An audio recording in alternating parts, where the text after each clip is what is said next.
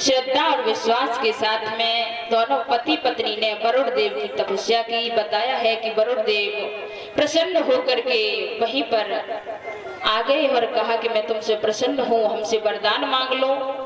तब इन दोनों पति पत्नी ने पुत्र मांगा है।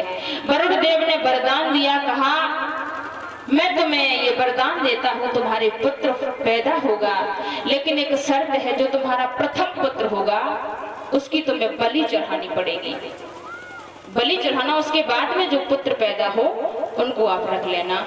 इन्होंने कहा ठीक है, मेरे जो पहला पुत्र होगा मैं आप पर बलि चढ़ा देंगे। बोले ठीक है। समय बीता, 9 मास पूर्ण हुए।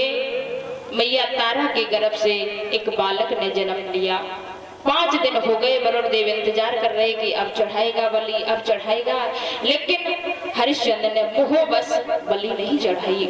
वरुण देव वहीं पर फिर आए, कहा हरिश्चंद्र तुम तो अपने वादे को झूठा कर रहे हो, तुमने बोला था कि मेरे जो ही बालक पैदा होगा मैं तुम पर बलि चढ़ा दूंगा। हरिश्चंद्र कहने लगे महाराज, इतने दिनों के बाद संतान देखी, बस 10-5 दिन के बाद में मैं बलि चढ़ा दूंगा, कुछ दिन का तो सुख, कुछ तो उसका सुख भोग लें। भैया कहते हैं कि धीरे धीरे धीरे धीरे वो रोहित 7 वर्ष के हो गए। वरुण देव कई बार आए, लेकिन हरिश्चंद्र ने एक मोह के बस, एक प्रेम के बस अपने पुत्र को बलि पर नहीं चढ़ा सके। क्रोध में आकर के वरुण देव ने महाराज हरिश्चंद्र के महोदर रोग पैदा कर दिया।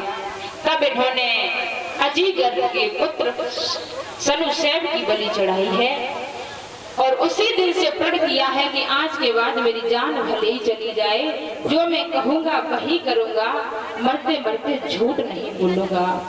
भैया